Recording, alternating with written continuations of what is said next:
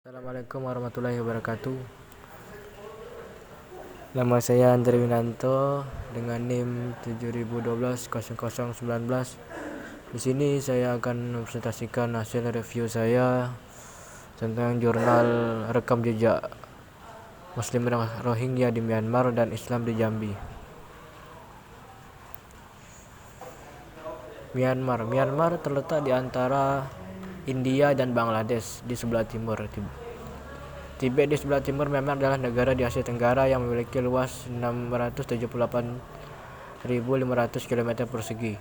Kelompok besar dalam masyarakat Myanmar adalah Burmans, Tibeto-Burmans, yang secara etnis memiliki kekerabatan dengan orang Tibet dan Cina dan berkisar sekitar 65%. Sans atau Thai Sans, etnik Thai yang awalnya merupakan imigran asal Cina yang berjumlah 4 juta jiwa atau 10% dari jumlah penduduk di Myanmar. Mon Mamkems dan Arakens Rohingya sekitar 4% dari total penduduk, sedangkan komunitas yang tergolong minoritas diantaranya Karens, Paya, Rakhine, Chenkers, Naga, serta 130 etnis lainnya. Di antara berbagai pergolakan yang terjadi di Myanmar, Arakan menjadi wilayah yang menempati posisi terpenting dalam konteks sejarah perkembangan Myanmar saat ini. Arakan terbagi dalam dua etnis utama, Rohingya dan Rakhine atau Maks. Jika Rakhine terkenal dengan sebagai komunitas etnis yang mayoritas masyarakatnya adalah penganut Buddha, maka etnis Rohingya Muslim secara fisik, bahasa, dan budaya memiliki kesamaan dengan Bengal, Bangladesh. Kehadiran Islam di Arakan sudah sejak abad ke-8 Masehi melalui kehadiran Muhammad Hanifah. Namun sejarah munculnya Muslim Rohingya memperoleh momentumnya ketika Arakan dikuasai oleh Raja Naramekila. Di bawah Raja Naramekila, Arakan menjadi Muslim meskipun Naramekila penganut Buddha. Namun persinggungannya dengan kebudayaan Bengal membuatnya sangat menghormati agama Islam. Awal runtuhnya kondisi ini berlangsung hingga 350 tahun dan berakhir pada 24 September 1784 Masehi, ketika Raja Buddha Upaya dari Burma, penganut Buddha, menginvasi Arakan dan menguasainya. Sejak saat itu mereka mengalami diskriminatif, baik dalam ekonomi, sosial, budaya, dan agama. Dari sinilah penderitaan Muslim Rohingya semakin mengental, terlebih ketika pada tahun 1948 Burma secara de jure memperoleh kemerdekaan dari Inggris dan membentuk federal Burma yang terdiri atas provinsi sesuai dengan kelompok etnis. Faktanya, momen penting ini sama sekali tidak melibatkan Muslim Rohingya, yang notabene merupakan penduduk pribumi setempat. Sejak saat itu, hak etnis Rohingya berusaha dihilangkan oleh para politis Buddha Burmi. Berkuasanya junta. Kondisi tersebut semakin mengkhawatirkan ketika Jenderal Wenin, pemimpin militer sayap kiri Burma, melancarkan aksi kudeta militer guna menghancurkan kekuasaan pemerintah Burma, guna mengontrol dan menghidupkan bernegara masyarakatnya. Junta militer memperlakukan berbagai kebijakan yang cenderung sentralistik. Mereka dipaksa untuk mengerjakan berbagai bangunan infrastruktur seperti jalan raya, jembatan, ataupun bangunan publik lainnya. Dalam bidang agama, junta telah menghancurkan ratusan masjid dan madrasah. Bahkan banyak kasus Al-Quran dibakar dan diinjak-injak oleh tentara. Junta juga melarang umat Muslim Rohingya melakukan ibadah. Perlawanannya, sejak pola pemerintahan represif diterapkan pihak junta militer kepada masyarakat, pergolakan menentang segala kebijakan pemerintah merebak di berbagai daerah. Terlebih ketika secara nasional, tepatnya dalam rentang tahun 1987 sampai 1988, perekonomian Myanmar mengalami kehancuran.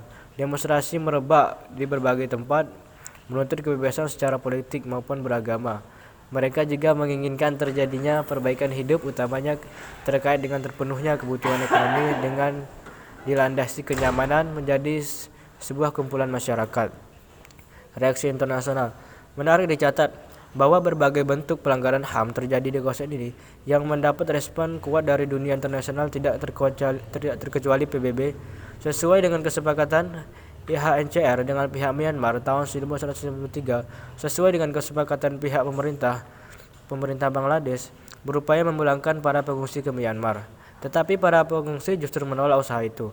Mereka melancarkan aksi mogok makan sebagai bentuk ketidakadilan mereka kembali ke Myanmar.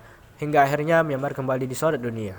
Masa depan Muslim Rohingya untuk saat ini dan sangat besar kemungkinan untuk beberapa dekade sulit membayangkan Muslim Rohingya hidup di dalam bingkai kedamaian. Selama pihak junta memegang teguh ideologisinya, jelas tidak akan ada tempat yang ramah untuk Muslim Rohingya. Islam di Jambi. Secara geografis, Provinsi Jambi terletak pada 045 derajat lintang selatan dan 104,55 bujur timur di bagian tengah Pulau Sumatera. Sebelah utara perbatasan dengan Provinsi Riau, sebelah timur dengan Laut Cina, selatan Provinsi Kepulauan Riau, sebelah selatan perbatasan dengan Provinsi Sumatera Selatan dan sebelah barat berbatasan dengan Provinsi Sumatera Barat. Provinsi Jambi memiliki luas wilayah 5.058,16 km persegi dengan jumlah penduduk 3.460.178 jiwa. Memiliki banyak suku yang mendiaminya, di antaranya adalah suku Kerinci, suku Kubu, suku Batin, suku Melayu, dan beberapa suku minoritas lainnya. Suku-suku tersebut menyebar di 9 kabupaten, 2 kota, 138 kecamatan, 163 kelurahan, dan 1.398 desa, yang umumnya mendiami di wilayah pinggiran Sungai Batanghari sebagai pusat perekonomian dari masa lalu hingga masa sekarang. Beberapa ahli sejarah mengatakan bahwa Islam dibawa langsung dari Arab oleh para pedagang dan musafir Arab. Sedangkan sejarawan yang mendasarkan pada pengamatan unsur-unsur budaya dan mazhab Syafi'i lebih dominan ke India. Teori yang tidak kalah populer dalam Islamisasi Nusantara adalah teori Persia. Tidak jauh dari persamaan kebudayaan, teori ini juga melihat adanya persamaan antara budaya Syiah dan Persia dengan budaya di Nusantara. Hikayat Raja-Raja Aceh juga menceritakan asal-usul Kesultanan Aceh yang diyakini berasal dari keturunan Arab melalui Syekh Jamal Al-Alam yang dikirim oleh Sultan Utsmani dari Turki. Sejarah Melayu ditulis 1500-an mengisahkan pengislaman penguasa Malaka para Meswara oleh Sayyid Abdul Al-Aziz yang juga datang dari Arab. Para Meswara kemudian diberi nama Sultan Muhammad Shah. Kekaguman dan penghormatan terhadap orang keturunan Arab yang sangat menyebar Islam sangat dihargai dan dikagumi di dalam historiografi tradisional. Kisah kedatangan menjadi salah satu tikal penting dalam sejarah Islam di Nusantara. Akan tetapi, historiografi lokal dari Jambi justru mengisahkan tentang peran seorang Muslim dari Turki dalam sejarah awal Islam di Jambi.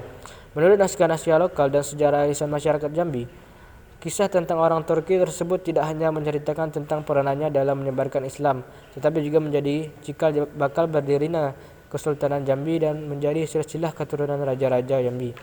Kisah orang Turki dalam sejarah Jambi tercatat pada akhir abad ke-19 sampai awal abad ke-20. Ditemukannya pecahan kaca berwarna gelap dan hijau muda di daerah Muara Sabak menyatakan akannya interaksi pedagang asing dengan masyarakat Jambi. Selain itu ditemukan pula pecahan kaca berwarna biru tua, biru muda, hijau, kuning, dan merah di Muara Jambi. Selain itu ditemukan pula sejumlah permata yang diperkirakan berasal dari Arab dan Persia atau Iran sekitar abad ke-9 hingga abad ke-13 Masehi.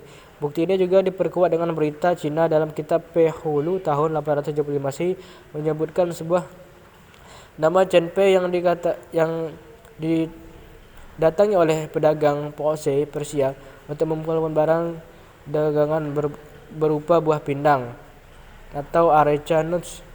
Elizabeth Loser, seorang peneliti dari Belanda, mengatakan proses Islamisasi di Jambi dilakukan oleh orang kebangsaan Turki pada abad ke-15. Bukti yang dibawanya berupa folklore atau cerita rakyat yang berkembang hingga saat ini. Minimnya sumber sejarah berupa benda-benda peninggalan sejarah Islam di Jambi pada abad ke-15 Masehi membuat Elizabeth tidak menulis banyak mengenai kerajaan Islam di Jambi. Bukti otentik yang dianggap benar mengenai proses Islamisasi di Jambi yang dilakukan oleh orang Turki adalah ditemukannya makam Muhammad Barus atau yang lebih dikenal dengan Paduka Datu Berhalo di Pulau Berhala, yang saat ini menjadi wilayah bagian dari Provinsi Kepulauan Riau. Berdirinya lembaga pendidikan Islam di seberang kota Jambi dan sekaligus ditemukannya pesantren-pesantren tertua menjadikan kota Jambi seberang representasi perkembangan pendidikan agama Islam di Jambi. Diungkapkan oleh Abdullah, sejarawan Jambi, hasil perkawinan antara orang kayu hitam dan putri Mayang Mengurai merupakan leluhur orang Jambi. Orang kayu hitam adalah penyebar agama Islam di Jambi pada abad ke-15. ya putra Datuk Paduka Berhala dan perkawinannya dengan putri Salas Pinang Masa. Orang Kayu Hitam adalah pendiri kerajaan Melayu Islam di Jambi. Raja-raja dari Kesultanan Jambi adalah keturunan orang Kayu Hitam. Dia memiliki 3 orang saudara, seorang putri bernama orang Kayu Gernu dan 2 orang laki-laki, orang Kayu Pingai dan orang Kayu Pedataran. Pada masanya, pusat kerajaan Islam dipindahkan dari Pulau Berhala, sekarang di Provinsi Kepulauan Riau yang sebelumnya berada di Kabupaten Tanjung Jabung Timur, Provinsi Jambi, ke daerah yang bernama Tanah Pilih. Berpindahnya pusat kerajaan dari daerah pantai ini telah mengubah kehidupan maritim menjadi pola agraris. Daerah pantai yang dijadikan sebagai tempat pertemuan para pedagang tersebut menyebabkan kemungkinan masuknya unsur-unsur kebudayaan lain di Jambi cukup tinggi, seperti unsur agama Islam yang dibawa oleh para pedagang Arab dan Gujarat. Masyarakat Jambi pada umumnya berpendapat bahwa Islam masuk dan dibawa oleh Ahmad Salim tahun 1460 Masehi, sehingga tidak bisa dipungkiri bahwa kajian terhadap sejarah di daerah ini hanya kembali kepada rujukan yang telah ada saja untuk menentukan proses Islamisasi di Indonesia pada umumnya dan di Jambi pada khususnya. Bukanlah suatu pekerjaan yang mudah, juga memakan waktu yang panjang, apalagi bukti-bukti arkeologis dan sumber-sumber yang kadang-kadang menunjukkan perbedaan-perbedaan yang mencolok antara bukti adanya orang Islam dan proses pengembangan agama. Bukti-bukti sejarah yang menunjang pendapat di atas adalah makam Datuk Paduka Berhala di Pulau Berhala, suatu pulau kecil di gugusan daerah Tanjung Jabung, Provinsi Jambi, sekarang Kepulauan Riau. Putra Salas Pinang Masa dimakamkan di desa Pemenang sebelah timur laut Jambi. Baiklah, mungkin itu adalah hasil dari review saya. Lebih dan kurang saya mohon maaf. Wassalamualaikum warahmatullahi wabarakatuh.